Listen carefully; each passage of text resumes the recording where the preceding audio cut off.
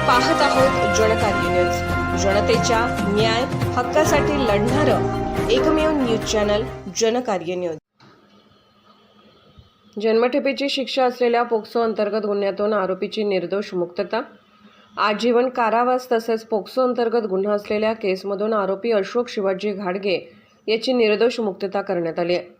जुलै 2021 मध्ये आरोपी विरुद्ध कागल पोलीस ठाण्यात अपहरण, भादवीस कलम 363, 366, 354 ड 376 आणि पोक्सो कलम 4(8)(12) प्रमाणे अपहरण, बलात्कार व पोक्सो कायद्याअंतर्गत गुन्हा दाखल करण्यात आला होता। आरोपी विरुद्ध सबळ पुरावा असल्याने त्याच्या विरुद्ध विशेष न्यायालय कोल्हापूर येथे आरोपपत्र दाखल करण्यात आले होते। त्यानंतर सदर केसमध्ये सरकारी पक्षातर्फे आरोपीच्या दोषसिद्धीसाठी जोरदार मांडणी करण्यात आली होती।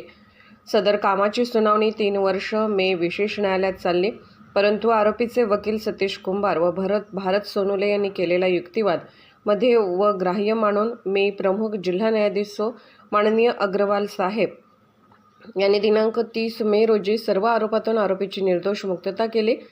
सदर आरोपीतर्फे ॲडव्होकेट सतीश कुंभार, ॲडव्होकेट भारत सोनुले, ॲडव्होकेट सागर कुराडे, ॲडव्होकेट प्रीती देवडेकर यांनी काम पाहिले। जनकार्य न्यूजला लाईक करा, शेअर करा आणि सबस्क्राईब करा।